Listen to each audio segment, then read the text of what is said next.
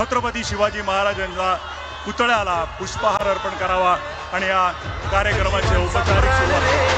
जय भवानी, जय शिवाजी, जय घोष हा चालला.